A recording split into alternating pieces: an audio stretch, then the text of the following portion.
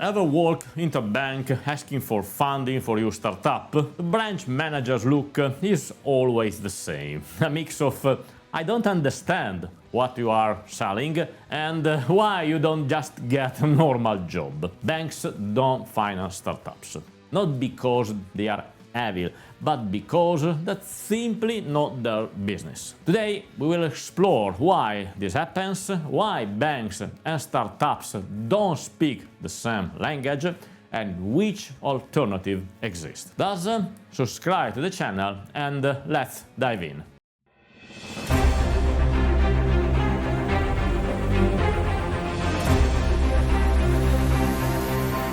Banks have a simple job. They lend money to people and businesses that can reasonably pay it back. Startups, for a banker's perspective, are a nightmare. No credit history. The company was just founded, no track record, no collateral, no real estate, no heavy machinery, no steady cash flow. Uncertain business model. The only asset is an idea, and ideas don't come with a mortgage deed. For the bank, a startup is like a teenager asking for the car key saying, "Don't worry, I've seen a YouTube tutorial on driving." The manager thinks, what if this company is dead in 6 months?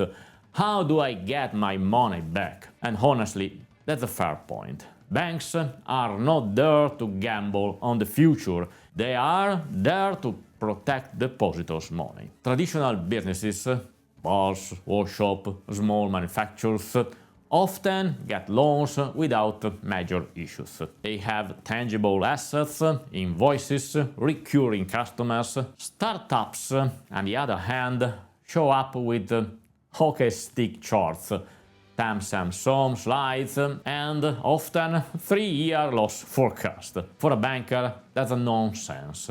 Results: traditional small and medium enterprises get credit, startups are locked out. So founders turn elsewhere, angel investors, venture capital, crowdfunding. Banks play their own game, startups play another. So, if banks won't back you, what are your options? First, venture capital and angel investors. They somehow love risk. They put money in exchange for equity. They don't want collateral, they want growth. But beware, once they are in, they will want a say in your company. And the selection is brutal. Globally, only a small fraction of startups that pitch actually get funded. Again, crowdfunding. Equity crowdfundings raise capital from hundreds of small investors, and lending crowdfunding get loans from private individuals, often without collateral, but at a higher interest rate. And bootstrapping, the old school way, using your savings, reinvesting early revenues, running lean and growing sustainability. It is the toughest path. No external money to cover mistakes, but also the most solid.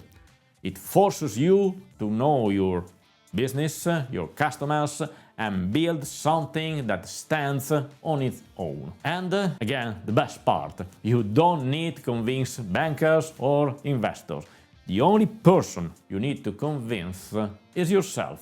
Obviously, the strategies are not mutually exclusive. In fact, for a startup at the pre-seed or seed stage, my advice is to be cautious about the siren call of business angel and instead rely first on bootstrapping and crowdfunding. If, on the other hand, you already have a solid track record or a truly innovative project, then approaching angel investor can also make sense. It never hurts to try. So now let's be clear.